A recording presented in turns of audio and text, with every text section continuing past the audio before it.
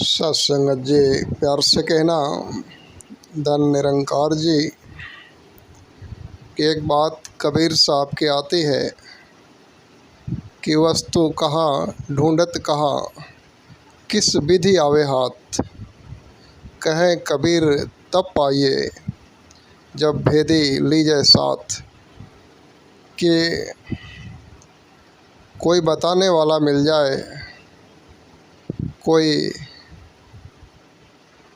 जानकारी देने वाला मिल जाए, तो जो भी हम ढूंढ रहे हैं उसको पल भर में पाया जा सकता है। लेकिन अगर न रास्ता पता है ना ही मंजिल पता है, तो फिर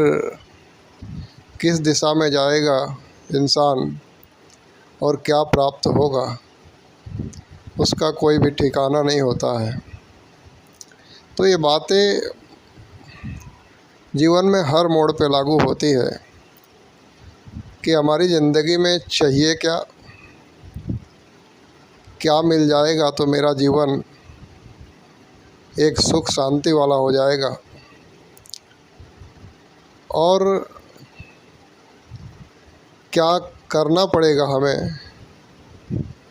ये पता चल जाए कि जिसके मिलने से हमारा जीवन सुख से भरने वाला है, उसको पाने का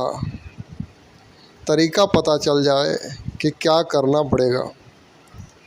तो बात बन जाती है। तो इंसान को देखा जाए तो परेशानियां कुछ और हैं, ज़िंदगी की सवाल कुछ और हैं,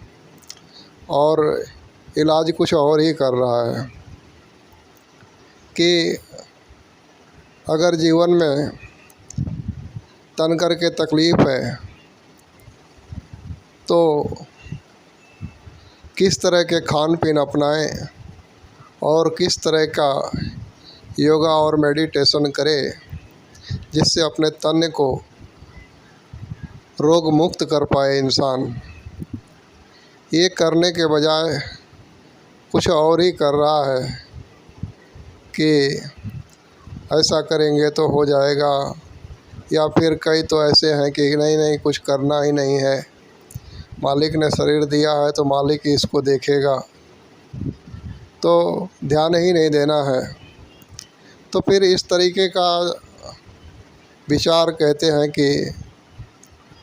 ये कोई भी सही राह पे जीवन को लेके जाने वाला नहीं होता है। तो कहते हैं कि तकलीफ़ जो है उसका सही औषधि मिले, सही उपाय मिले, तो ही जाकर के तकलीफ़ से निजात पा सकते हैं। धन करके तकलीफ़ है जीवन में कि धन नहीं है, एक गरीबी ने घेर रखा है, तो इससे दूर होने के लिए इंसान क्या कर रहा है, कहीं उस मंदिर पे कहीं उस मंदिर पे जा जा के नारियल फोड़ रहा है। वे नारियल फोड़ने से अगर धन करके कल्याण हो जाता, जीवन में धन आ जाता, तो फिर सबसे पहले तो वो नारियल बेचने वाला ही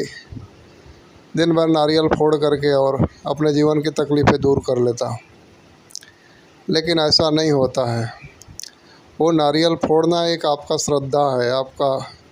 भगवान के प्रति एक भाव है कि आप भगवान को चढ़ा रहे हैं, मुबारक है ये सब चीज़ें। लेकिन जो तकलीफ़ है उसका निवारण वो नहीं है,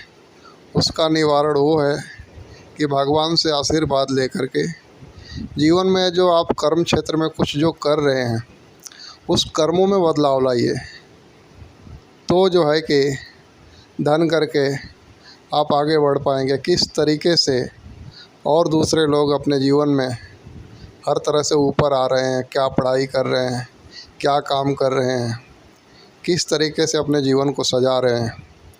ये सारा कुछ आपको पढ़ना पड़ेगा, वो सारे रास्ते अपनाने पड़ेंगे। कि कोई कोई व्यवसाय करे, कोई कोई रोज़गार करे, कोई और बिजनेस करे, या कुछ और अपने अंदर स्किल जो डेवलप कर रहे हैं, कुछ सीख रहे हैं, समझ रहे हैं, ये सारा कुछ करके तो जाकर के आप अपने आप को ऐसे पॉइंट पे खड़ा कर पाएंगे जहाँ से मालिक फिर धन की बरसात कर देगा आपके जीवन में, तो ये गरीबी वाली बीमारी भी निकल जाएगी, जीवन में एक संपन्नता आ जाएगी। कहते हैं ना कि भगवान के पास हज़ारों हाथ है देने के लिए, तो फिर इंसान दुखी क्यों है, परेशान क्यों है, पैसे पैसे के लिए क्यों मर रहा है,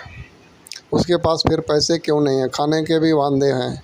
कई ऐसे लोग हैं दुनिया में। तो वो ये है कि कहते हैं कि परमात्मा देना तो हज़ारों हाथों से चाहता है आपको, लेकिन आपकी एक जवाबदेही बनती है कि आप अपने आप को ऐसे पॉइंट पे खड़ा करिए जिस पॉइंट पे खड़ा होने के बाद में वो हज़ारों हाथ से आपको दे सके और आपके झोली भर सके। वरना बात वही आ गई कि नल का पानी गिर रहा हो और मटका उसके नीचे ही हो पर उल्टा हो, तो एक बूंद भी पानी उसमें भरने वाला नहीं है।